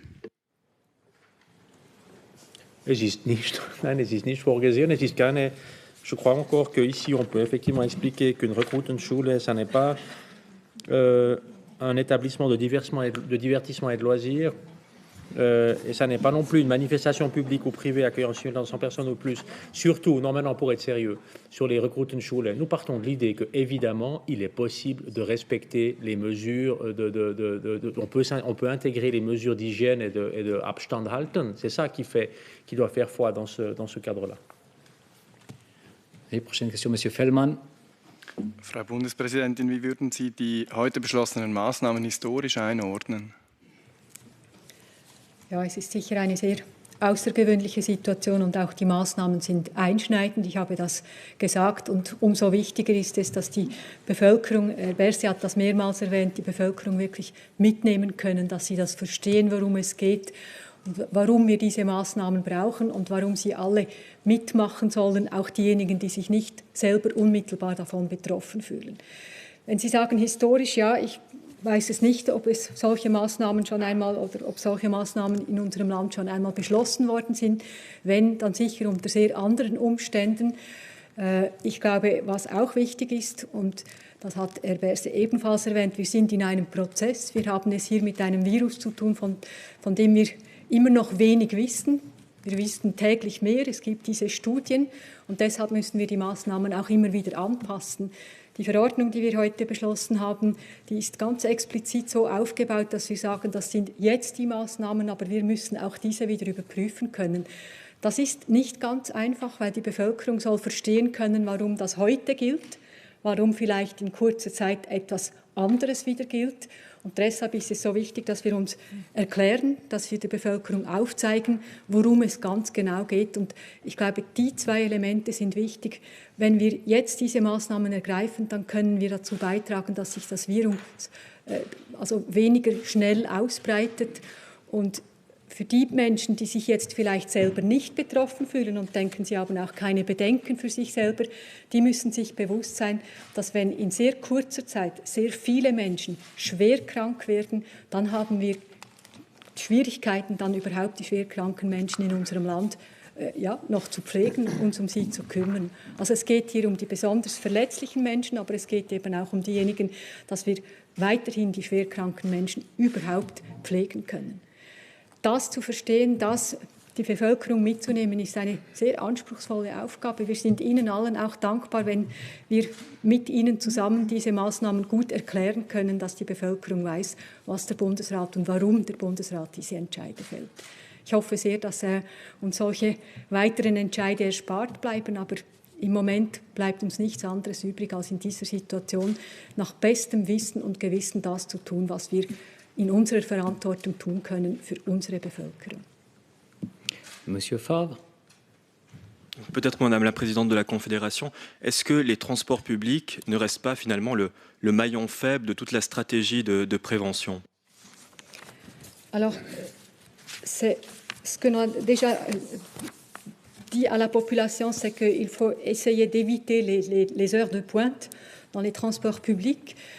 Ça demande aussi, bien sûr, aux employeurs de régler avec les employés qu'ils puissent venir plus tard, qu'ils puissent partir plus tôt ou plus tard pour justement ne pas être obligés de voyager dans les heures de pointe. Ce qu'on a pu observer jusqu'à maintenant, c'est que déjà aussi dans les transports publics, ça a beaucoup diminué, les gens qui utilisent les transports publics.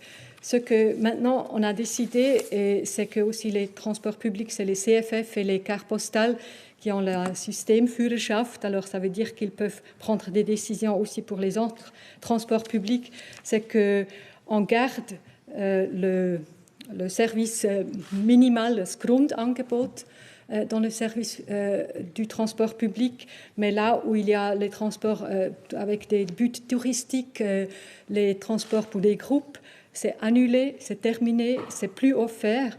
Et bien sûr, on a dit aussi à la population justement d'essayer d'éviter tous les transports, aussi dans les transports publics, s'ils ne sont pas nécessaires. Et là où c'est possible, dans les villes, je dirais, à des courtes distances aussi d'aller à pied ou avec bicyclette, de ne pas utiliser les transports publics. Alors avec ça, je pense qu'on peut déjà arriver à avoir moins de personnes dans les transports publics.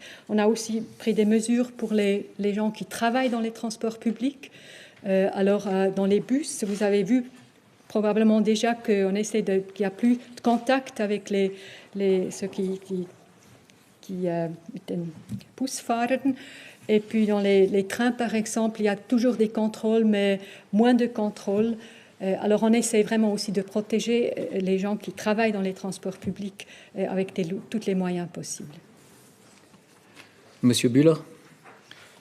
Herr Berset, Sie haben vorhin, wenn ich das richtig verstanden habe, gesagt, die Skigebiete müssen schließen. Es gibt hier einen Satz, dasselbe gilt für Museen, Sportzentren und Schwimmbäder. Trifft das zu? Und wenn das zutrifft, trifft das auch auf große Einkaufszentren zu?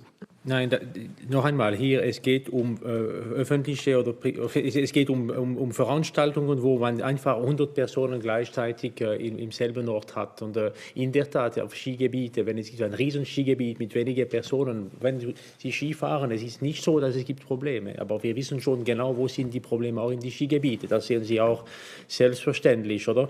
Und für die Museen und für die andere Sportzentren, Fitnesszentren, Schwimmbäder, Wellnesszentren. Die Idee ist einfach zu verhindern, dass zu viele Leute gleichzeitig in einem engen Ort oder nicht so großen Ort befinden, weil dort dann haben wir Probleme mit der Übertragung des Virus. Und wenn wir das verlangsamen wollen, haben wir auch gesagt, ich meine, wir haben diese Verordnung jetzt mal entschieden im Bundesrat und die Idee ist, dass die nicht für die Ewigkeit bleibt, hoffentlich. Oder? Die Idee ist, dass es gilt für einen Moment, wo wir wirklich versuchen, die ganze Entwicklung zu dämpfen und um die vulnerablen Gruppen zu schützen und auch um unsere Gesundheitseinrichtungen zu schützen. Aber ich gehe davon aus, dass es lässt sich organisieren bei Museen, Sportzentren oder andere Einrichtungen. Aber in der Tat, diese Begrenzung auf 100 Personen für Skigebiete, ich meine, es macht schon ein bisschen schwierig, es zu organisieren. Deswegen habe ich so klar eine Antwort vorher gebracht, aber ich habe auch selber mal Skigebiete besucht, wo es befanden sich weniger als 100 Personen. Prochaine question, Monsieur Zahler. Übrigens, wir sind bald Ende März und die Temperaturen sind ein bisschen auch höher als sonst für die Saison. Ich möchte noch auf die Frage von vorhin vom Kollegen über die Grenzgänger, vor allem im Tessin, aber auch im Südbünden. Sie haben zwar gesagt, die Zahlen gehen ein bisschen natürlich zurück, aber soll da der Bundesrat nicht ein bisschen eine aktivere Rolle spielen und sagen, wie auch gewisse Tessiner Politiker gefordert haben, nur die Schlüsselfiguren und in den Schlüsselbereiche die Grenzgänger hineinzulassen? Ist das unmöglich? Sie haben natürlich schon recht, oder? Grundsätzlich, es geht ja auch um die Grundversorgung. Aber der Bundesrat geht schon auch davon aus, dass ohnehin auch die Betriebe ihre Verantwortung übernehmen, dass sie nicht einfach Leute kommen lassen, die jetzt nicht betriebsnotwendig sind oder weil vielleicht auch weniger Arbeit anfällt oder man kann auch Arbeit erledigen zu Hause. Oder es ist etwas schwierig, ich sage das offen, für den Bundesrat hier eine Selektion zu treffen zwischen den Branchen. Oder man hätte sich das vorstellen können. Man hat ja kürzlich, gab es eine Grafik in den Zeitungen, ich glaube in der NZZ habe ich das gesehen, wo man sieht Gesundheitswesen, Industrie und so weiter. Aber das ist für den Bundesrat relativ heikel, dann zu sagen, ja, im Gesundheitswesen selbstverständlich wollen wir alle Leute, aber in der Industrie ist uns das dann egal oder beispielsweise in der Gastronomie. Das ist ein relativ heikler Entscheid und zählen wir auch etwas auf die Verantwortung der Unternehmen, ob sie tatsächlich jetzt alle Leute jeden Tag kommen lassen wollen oder nicht, ob sie tatsächlich betriebsnotwendig sind. Prochaine question, oui, Madame, oui. Wir befanden uns ja bis jetzt in der Situation der besonderen Lage. Ist das jetzt die außerordentliche Lage? Und wenn nicht, was bräuchte es dann für Voraussetzungen, dass es zur außerordentlichen Lage wechseln würde? Ich würde vielleicht einen Teil der Antwort bringen, aber es wäre auch gut, wenn Herr Koch auch mal ergänzen könnte. Zuerst einmal, wir können schon sehr viele Maßnahmen treffen mit der besonderen Lage. Und der Vorteil, wie ich das so sagen darf, der besonderen Lage, es ist, dass wir können das weiterhin sehr eng mit der Kantone machen. Wir können mehr koordinieren, im engen Austausch und Kontakt mit der Kantone. Hingegen die außerordentliche Lage, gemäß Artikel 7 der Epidemiengesetz, das würde einfach bedeuten, dass alle die Entscheidungen, die stützen sich auf Notrecht, oder? So gesehen. Kein Kontakt mehr mit der Kantone. Die Kantone hätten keine Möglichkeit mehr zu intervenieren. Und das ist schon eine Situation, wenn man die verhindern kann. Das wäre nicht so schlecht, aber es gibt schon eine Eskalation, die möglich ist in dieser Hinsicht. Monsieur Koch. Ja, vielleicht noch als Ergänzung. Mikrofon ist zu. Ja. Noch als Ergänzung vielleicht, es ist ja nicht die Lage, die uns beschäftigt, sondern es ist die Epidemie und wir passen uns natürlich laufend an den epidemiologischen Gegebenheiten an. Also es ist die Krankheit, die eigentlich den Takt vorgibt und die auch vorgibt, was für Maßnahmen wann getroffen werden müssen. Und selbstverständlich kann der Bundesrat dann die außerordentliche Lage benutzen, wenn es die braucht. Aber solange wir die Epidemie so beherrschen können, dass es mit der besonderen Lage, mit den Tools der besonderen Lage geht, ist es sicher besser. Merci. Monsieur, oui. In den Nachbarländern hat Italien, aber auch im asiatischen Raum hat sich ja abgezeichnet, dass zumindest in den Anfangsstadien sich die Zahl der Fälle exponentiell steigert. Auch in der Schweiz wurden jetzt jeden Tag 30% mehr Fälle festgestellt. Wenn Sie jetzt eine Zeitmaschine hätten und wir zum vergangenen Freitag zurückreisen könnten, würden Sie sich wünschen, dass Sie diese Maßnahmen damals schon beschlossen hätten, um eben dieses exponentielle Wachstum abzuklemmen? Aha, das ist ja eher eine politische Frage jetzt. Und ich dachte, es ist eine Frage über die Entwicklung der Krankheit. Ich meine, wir versuchen einfach, das so genau zu beobachten, dass es möglich ist, am Moment, wo es nützt, Maßnahmen zu treffen. Wenn ich sage, wo es nützt, es muss auch wirksam sein und es muss auch mal, ich würde sagen, akzeptiert werden können durch die Bevölkerung. Ich gehe davon aus, ich muss Ihnen sagen, ich meine, zu früh, alle würden sagen, was macht der Bundesrat da? Spinnt er oder was? Und zu spät ist zu spät. Es gibt einen Moment, es kann zu früh sein, es gibt einen Moment, es kann zu spät sein und ich glaube jetzt, wir sind nicht so weit von dem Moment, wo es richtig ist. Man könnte schon über 2 Tage früher oder später diskutieren. Aber wir sind schon in einer Situation, wo man merkt, dass wir mehr Maßnahmen brauchen. Ich glaube, ich habe auch sehr viele Kontakte mit Leuten. Wir hören schon, dass es ist der Moment, wo was wir hier tun vielleicht verständlicher sein kann. Und es gibt uns die Chance, dass es wirklich umgesetzt wird. Wenn ich sage umgesetzt wird, es ist nicht nur mal was in der Verordnung steht, aber auch was die, wie sagen wir das, comportement personnel oder ce que signifie le comportement personnel par rapport à cette situation. Und ich glaube, daher, wenn man das einfach alle die Punkte anschaut, wir sind, glaube ich, nicht so weit vom Moment, wo es einfach machbar ist. Und deswegen ist auch keine große Überraschung, haben Sie gesehen, wir sind eher kurz vorher oder gleichzeitig wie andere Länder, die stellen sich auch diese Frage. Und es zeigt auch, dass auch in einer besonderen Lage, wo alles sehr schnell geht, der Bundesrat ist immer wieder in der Lage gewesen, die Maßnahmen am richtigen Moment zu treffen. Madame Christen. In der Bevölkerung kursieren offenbar viele SMS, WhatsApp und so weiter mit der Botschaft, kauf noch schnell ein, denn schon bald wird der Bundesrat die meisten Läden schließen. Was sagen Sie diesen Leuten? Also Ladenschließungen gab es ja zum Beispiel auch in Italien. Steht so etwas auch bevor? Siehst du, ja? Ja, ich glaube, das ist wichtig, dass wir sagen, die Situation ist ernst, die Situation ist schwierig, aber es gibt keinen Grund, jetzt Panik zu haben. Und auch in Italien sind die Lebensmittelläden nach wie vor offen und es gibt keine Absicht, in keiner Art und Weise hier irgendeine Einschränkung vorzunehmen. Dass sich Menschen überlegen, wo sie einkaufen und wie häufig sie in die Läden gehen, das ist richtig, das ist auch ein Teil dieser Vorsichtsmaßnahmen.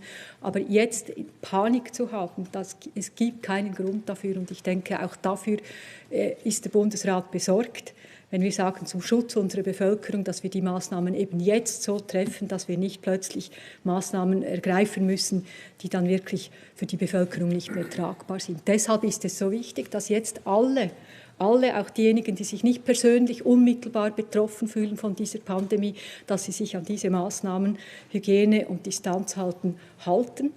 Ich glaube, das ist die wichtigste Botschaft. Aber es ist klar, es kursiert jetzt sehr viel und deshalb ist es wichtig, dass wir gut erklären, weshalb wir die Maßnahmen treffen, welche es sind und warum wir sie jetzt treffen. Prochaine question, Monsieur Guillaume. Oui, est-ce qu'il faut un registre national des infrastructures sanitaires? Plus concrètement, est-ce que vous avez la vue d'ensemble sur, par exemple, les lits de soins intensifs qui sont en disposition dans toute la Suisse? Je pense que c'est une question à laquelle ce serait bien que M. Corr puisse répondre. On a évidemment des réponses à ces questions. Je pense que il n'y a pas un registre dans le sens où un registre parce que les infrastructures, c'est une responsabilité des cantons. Mais bien sûr, on a sur le niveau fédéral maintenant des données pour juger où et comment ces infrastructures sont utilisées et où et comment ces infrastructures vont être libérées pour les patients futurs de l'épidémie.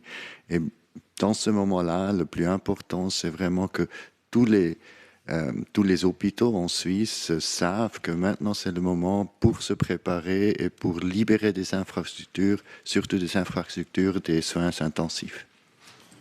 Il y a, M. Guillaume, l'article 10 de l'ordonnance auquel vous pouvez vous référer.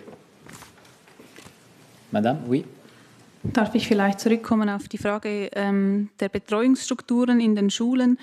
Wie will man das realistischerweise, diese Abstandsregel dort einhalten, gerade wenn es sich um Kinder handelt? Und dann vielleicht auch eine Verständnisfrage, was heißt überhaupt, also was ist die Abstandsregel? Ist das 1 Meter, sind das 2 Meter? Vielleicht können Sie das noch erklären. Ich nehme das gerne, ja. Ich glaube, wir gehen davon aus, wenn die, wie heißt das schon auf Deutsch, die Präsenzveranstaltungen in den Schulen verboten sind. Es bedeutet, dass es einfach die Schule, wie es bis heute gegangen ist, nicht mehr möglich ist. Und wir gehen davon aus, wenn man anschaut, auch was in Tessin zum Beispiel passiert ist, dass auch sehr viele Kinder in dieser Situation, die werden am Montag nicht unbedingt einen Betreuungsplatz mal brauchen, die werden vielleicht zu Hause sein mit den Eltern. Bitte noch einmal wirklich nicht bei den Großeltern. Das ist sehr, sehr, sehr wichtig. Das ist genau die Empfehlung des ECDC. Schulen womöglich zu schließen, aber nicht die Kinder bei den Großeltern für die Betreuung, wirklich. Ich insistiere ein wenig. Und es gibt aber einen Teil der Kinder, wo es vermutlich keine Lösung kurzfristig geben wird für eine gute Betreuung, ohne die Großeltern zu organisieren. Und dann haben uns die Kantone gesagt, sie sind in der Lage, das zu organisieren. Es sind aber weniger Kinder als die Kinder, die in der Schule sind. Das heißt, es ist einfacher, vielleicht auch in Schulenstrukturen oder anderswo. Die Kantone müssen das bestimmen, es zu organisieren.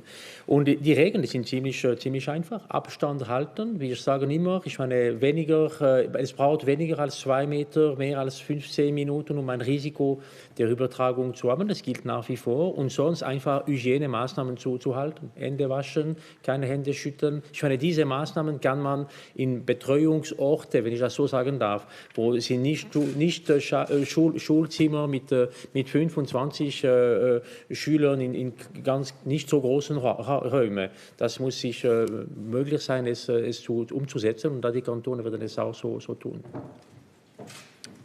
Eine Nachfrage? Ja, also es gibt nicht zum Beispiel diese Regel wie in Italien, wo man gesagt hat, glaube ich, man muss mindestens 1 Meter Abstand haben, auch wenn man in der Bar sitzt. Ja, das ist schon eine andere Frage. Die Bars, gehen wir davon aus, sind keine Betreuungsorte für die Kinder und Schüler. Nein, ich meine, um die Frage gut zu verstehen. Die Basis ist eine andere Geschichte. Es ist aber auch klar, dass wenn wir sagen, es gibt diese Grenze von 50 oder 50 Personen inklusive Personal, es ist auch schon hart, und wir wissen das, wir sind ganz bewusst, dass es hart ist. Aber wenn wir sagen, müssen auch dort die Hygieneregeln gehalten werden. Es bedeutet auch klar, man sollte verhindern oder nicht so aufpassen, dass es nicht einfach so viele Leute an einem kleinen Tisch sich finden, weil sonst haben wir einfach das Problem, das sind Orte, wo das Virus sich auch übertragen lässt. Aber auch am Anfang gesagt, wir sind in einer besonderen Lage, kein Grund zur Panik. Wir wissen, wie man da reagieren kann, aber die Situation ist nicht einfach. Und ich meine, die Leute, die sind damit auch, glaube ich, jetzt immer besser informiert, dass die Situation ernst ist und dass man kann auch in einen Bar gehen und nicht unbedingt ganz nah mit anderen Personen sitzen. Und das wird auch noch einfacher sein, wenn man davon ausgeht, dass mehr als 50 Personen inklusive Personal nicht in einem Restaurant oder einer Bar sich gleichzeitig befinden können. Merci. Prochaine question, Monsieur Serena. Mais l'Italie a tout fermé pratiquement. En fait, il n'y a pas la limite de 50%. Seulement ce qui est strictement nécessaire est resté ouvert. Est-ce que si dans 2-3 semaines en Suisse, on ne voit pas la situation qui améliore un petit peu, ça peut être une option à évaluer? Albert Koch, ja. Ja, das Ziel der Maßnahmen, die wir jetzt treffen, ist genau das, dass wir nicht in eine Situation kommen wie in Italien. Wir müssen absolut verhindern, dass unser Gesundheitssystem in eine Lage kommt, wo sie die Patienten nicht mehr korrekt versorgen können. Und das ist durchaus möglich, wenn alle das mitmachen. Von dem her gehe ich davon aus, und ich bin sicher, die Schweiz schafft das, gehe ich davon aus, dass wir nicht in eine Situation hineinkommen wie in Italien. Aber wir werden selbstverständlich auch sehr viele kranke Personen haben. Monsieur Berlocher, pardon. Die Websites des Bundes mit einigen wenigen Ausnahmen, zum Beispiel des VBS, die sind heute kaum erreichbar, wahrscheinlich, weil beim BAG viele Anfragen eingehen und weil die alle über die gleiche Infrastruktur laufen.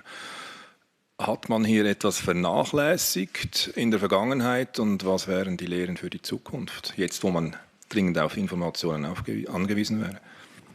Gut, das ist offenbar eine momentane Überlastung tatsächlich, und das BIT, also das Bundesamt für Informatik, ist an der Situation zu analysieren, um Maßnahmen zu treffen. Aber jetzt haben wir noch keine Antwort zu diesem Thema. Wir werden das selbstverständlich anschauen. Madame Bella. Oui, par rapport aux autorités, est-ce qu'un système de suppléance a été organisé, notamment si plusieurs membres du Conseil fédéral devaient être malades en même temps? Et pardonnez-moi la deuxième question, mais est-ce que des mesures particulières ont été prises, notamment vis-à-vis de M. Maurer, qui a 69 ans? Soll ich? Écoutez, c'est une excellente question. Comme vous pouvez le constater ici dans cette salle, le Conseil fédéral respecte exactement les recommandations de l'OFSP pour éviter de se trouver dans cette situation. Donc, je crois qu'avec ça, vous avez la réponse. Wir haben eine Stellvertretung. Jeder und jede von uns hat eine Stellvertreterin oder einen Stellvertreter. Und wie der Vizekanzler gesagt hat, wir halten uns an diese Regeln, auch während der Bundesratssitzung, auch vor der Bundesratssitzung. Ich denke, wir haben hier eine ganz besondere Verantwortung, die wir wahrnehmen und deren wir uns auch bewusst sind. Que vous le sachiez, nous avons aussi les infrastructures nécessaires pour ne pas tenir forcément des séances qui sont uniquement physiques.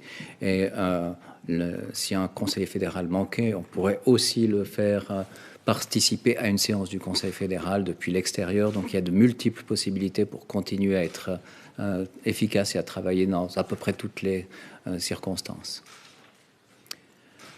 Oui, monsieur. Merci.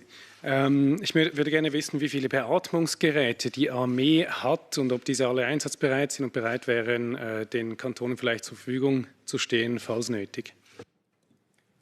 Je ne sais pas si M. Koch a cette information. J'imagine que ça fait partie de son domaine. Also ich weiß, dass diese Information existiert, aber ich habe sie nicht hier und ich weiß sie auch nicht auswendig. Aber die Armee ist auch daran, noch mehr Beatmungsgeräte zu beschaffen, das weiß ich, aber eine genaue Zahl kann ich Ihnen jetzt leider nicht sagen. Oui, je vous en prie. Wir haben den Kulturbereich auch ein wenig angesprochen. Was bedeutet es denn jetzt für eine Künstlerin, einen Künstler, der dieses Wochenende, nächste Woche einen Auftritt hat, der jetzt abgesagt ist? Wird diesem Künstler, dieser Künstlerin irgendwie der Verdienstausfall kompensiert? Ist das schon ganz konkret festgelegt? Merci pour la question. Je crois que ça a été dit dans mon intervention. Nous travaillons actuellement avec différents groupes interdépartementaux. Nous allons avoir une task force, M. Scheidegger en fait partir et nous traitons ces cas particulièrement. J'ai assisté l'autre jour à une séance avec Mme Ines Schönfleisch où nous avons reçu tous ces milieux de la culture, peut-être pas directement de la culture, je dirais un petit peu en marge. Et il y avait autant de cas particuliers que de personnes dans la salle, ce qui complique un peu le système. Mais nous analysons et nous travaillons sur des solutions et nous allons naturellement le plus vite possible venir avec des propositions. Monsieur Forster. Ich habe noch eine Frage zur Einschränkung des Luftverkehrs. Da ist ja nur eine Kann-Formulierung in der Verordnung. Was sind die Überlegungen dahinter, dass man das nicht ganz verbietet? Der Artikel 4 der Verordnung. Ich kann etwas dazu sagen, das ist einfach eine Möglichkeit, die existiert jetzt in der Verordnung und wir werden einfach, es erlaubt uns einfach, die Situation ganz genau zu beobachten und auch am richtigen Moment die Maßnahmen zu treffen, wenn es notwendig sein sollte. Aber in der Tat im Moment, es ist auch schon vorher gesagt worden, der Luftverkehr ist schon sehr, sehr stark gebremst worden, generell. Ja, wie alle Verkehr, wenn man so sagen will, auch terrestre. Und im Moment ist es eine Möglichkeit, die wir haben. Aber vielleicht können auch die Herr Dummermuth vielleicht nicht. Drücken und fest. Während du redest, ja. Ja, wie Sie gesagt haben, der Bundesrat ist eine Ermächtigung, dass man je nach Lageentwicklung reaktionsfähig ist. Genau gleich wie man gesagt hat, man definiert die Risikostaaten, hat man auch dort die Möglichkeit, ein Einfallstor lagegerecht zu regulieren. Madame Nowak? Ja, apropos Risikostaaten, also Sie haben ja gesagt, es gibt keine länderspezifischen Reisewarnungen mehr, haben wir vorhin gehört. Jetzt lese ich gerade, dass Österreich die Schweiz als Risikogebiet der Stufe 6 bezeichnet hat, also Risikowarnung sehr, sehr hoch. Ist sowas allenfalls auch von uns aus geplant, jetzt zukünftig? Ja, ich glaube, wir können kaum kommentieren, was Österreich macht in dieser Hinsicht oder das beobachten. Aber in der Tat haben wir mal gemerkt, Ich meine, es gibt auch Fälle in Österreich, Entschuldigung, das wird sich auch noch merken lassen. Und wir einfach machen alles, was notwendig ist für unser Land, für die Schweiz. Und wenn andere Staaten einfach Maßnahmen treffen, die eine Auswirkung haben über uns direkt, würden wir auch klar schauen, was es bedeutet und analysieren. Mit der Verordnung, wir können das, ich glaube, wir haben die Möglichkeit, es zu tun, aber okay, wir nehmen es zur Kenntnis. Monsieur Beuglin. La grippe saisonnière fait des centaines de victimes de décès chaque année. En voyant le dispositif qui est présenté aujourd'hui, est-ce que la logique n'imposerait pas de rééditer ça chaque hiver pour la grippe, par exemple? Oh, il y a une grosse différence avec la grippe, mais c'est M. Koch qui va vous faire toute la liste des différences. Merci. Oui, non, il ne faut pas comparer ces deux épidémies. Comment on compte les morts dans la grippe, c'est on fait une surmortalité, donc on regarde combien de gens décèdent pendant cette période.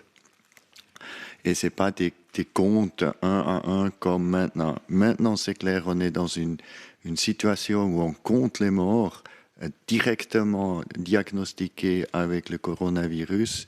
Et si après, on verrait encore une surmortalité à la fin, ça on ne peut pas dire. Mais la situation est très différente. Il ne faut surtout pas comparer les deux maladies.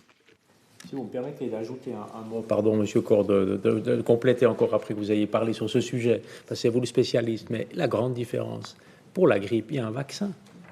Chaque année, les groupes à risque se font vacciner. Ici, il n'y en a pas. Prochaine question, je pense prendre M. Nebel. Petite précision, les contrôles aux frontières qui seront repris, contrôle Schengen, est-ce que cela comprendra aussi le fait de tester par exemple la température des personnes qui entrent dans le pays? Est-ce que les gardes frontières seront munis désormais d'un thermomètre? Ça s'est vu beaucoup en Asie, dans d'autres pays. Est-ce que c'est quelque chose qui va se pratiquer désormais? Monsieur Bock, oui. Pour le moment, il n'y a pas encore des mesures par l'Office fédéral de la santé publique pour appliquer des mesures comme ça. Pourquoi? Tout simplement, c'est des mesures qui ne sont pas très efficaces parce que la fièvre, s'il y a quelqu'un de la fièvre, c'est déjà un peu tard pour détecter qu'il ne devrait pas entrer en Suisse et de toute façon, il ne devrait pas se promener dans un lieu public, soit à la frontière, soit ailleurs. Et à la frontière, vous pouvez avoir des gens qui sont infectés, qui n'ont pas de fièvre et vous ne pouvez pas détecter avec un thermomètre. Donc, c'est une mesure que, en soi, elle n'est pas très efficace, il faut être honnête. Monsieur Guillaume. Oui, vous avez parlé de la votation du 17 mai, à propos de laquelle vous dites que le Conseil fédéral n'a pas encore décidé si elle aurait lieu ou pas. Quels éléments parlent en faveur de l'annulation d'une telle votation? Je n'ai pas dit que le Conseil fédéral n'avait pas décidé si elle aurait lieu ou pas. La votation était décidée. Il n'a pas pris de décision pour annuler ou pour l'instant, remettre en cause cette votation. Mais nous sommes simplement en lien avec les cantons en discussion pour observer la situation comme elle se déroule, pour voir si les conditions seront bien sûr réunies pour qu'elle puisse être lieu. Et les cantons sont en pleine préparation de cette votation, essayent d'assurer bien sûr la votation en respectant les recommandations de l'Office fédéral de la santé publique. Si la situation évolue, ce sera une autre situation. Donc, ne pensez pas qu'il va y avoir une décision qui devrait tomber maintenant sur ce sujet-là. Donc, merci de cette question, si ça permet de le préciser. Ich denke, wir nehmen noch Fragen etwa 4-5 Minuten. Wir haben fast alle Fragen schon beantwortet und es wiederholt sich ein bisschen, aber wir nehmen sicher noch einigen. Monsieur Fellmann. Une question pour M. Parmelin. Est-ce qu'il est encore possible d'empêcher une récession? Si on regarde l'évolution qu'on constate dans tous les pays qui sont frappés, ça va être extrêmement difficile. Et c'est un euphémisme. Prochaine question. Oui, madame. Oui. Oui, oui. C'est peut-être une question pour M. Monsieur Koch. Donc, les tests ne sont pas réalisés sur toutes les personnes. Ça signifie qu'il y a des cas qui ne sont pas comptabilisés. Est-ce que vous avez des estimations qui comprennent aussi ces cas? Non, on n'a pas fait des estimations là-dessus, c'est un peu trop tôt, mais on a installé un système, c'est le système de Sentinelle, qui va nous permettre de faire des estimations. Ce système, il commence cette semaine. Oui. Une question supplémentaire. Donc, si vous n'avez pas une vue d'ensemble sur la situation, comment est-ce que vous pouvez suivre l'évolution du virus et prendre les mesures adaptées? On suit la situation comme tous les pays avec les nombres des cas testés et confirmés. Et bien sûr, on sait très bien que ce n'est pas tous les cas. Et les cas légers, il y a encore beaucoup plus que ceux qui sont testés et hospitalisés. Mais ça ne nous empêche pas de prendre les mesures et de réagir à temps. Monsieur Bühler. Stehen die Kantone geschlossen hinter diesen Entscheidungen des Bundesrats oder gab es in der Konsultation abweichende Meinungen? Ja, dazu, ich habe die Gelegenheit gehabt, gestern den Vorstand der GDK zu treffen. Der Vorstand der GDK traf sich in Bern und der Vorstand der GDK war klar hinter diese Beschlüsse, die wir heute genommen haben. Und was die Schulen anbelangt, ich habe Kontakte gehabt mit der Präsidentin der EDK und die Entwicklung der Situation heute in der Suisse Romande, wird auch in der Deutschschweiz sein, in Tessin, zeigt auch, dass diese Maßnahme so oder so für die Schulen auch schon auf dem Gang war. Und jetzt mit dem Entscheid des Bundesrats, es erlaubt wirklich eine Harmonisierung der Entwicklung der Situation. Das ist, glaube ich, auch gut für alle zu wissen, was gilt und was nicht gilt. Ich stelle aber auch fest, dass gewisse Kantone schon Schulschließungen beschlossen haben, die viel länger sind, als was der Bundesrat beschlossen hat. Selbstverständlich, die Kantone können das in der besonderen Lage. Monsieur Zahler. Das VBS hat ja ein nationales Meldesystem installiert, um kontinuierlich die Zahl der Intensivpflegeplätze zu informieren. Heißt es, dass Sie Sorge haben, dass es ungenügend Betten in der Intensivpflege gibt? Haben Sie diese Sorge? Und könnte es sein, dass das Modell im Tessin mit dem vom Spital, es gibt auch eigentlich nur ein Spital, dass es auch anderswo angewendet werden kann? Monsieur Koch.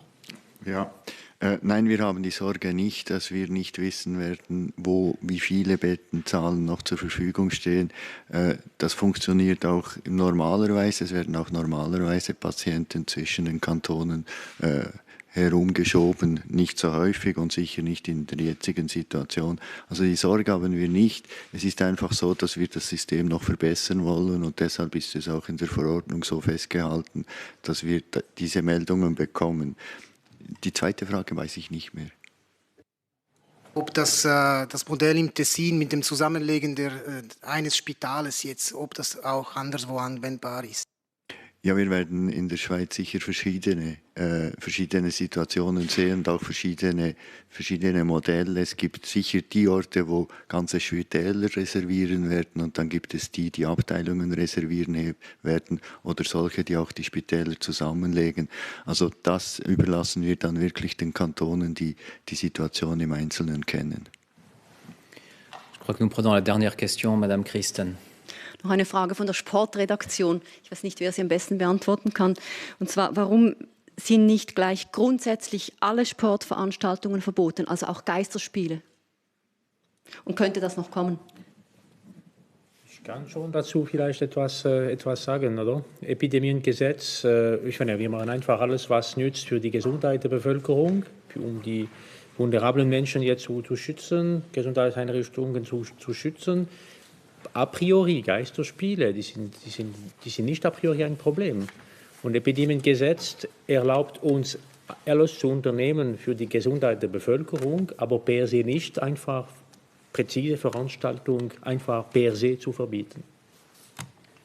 Voilà, nous allons conclure ici cette conférence de presse. Je vous remercie de votre patience et de votre compréhension aussi pour les conditions dans lesquelles elle se tient. Et je vous souhaite une excellente fin de journée.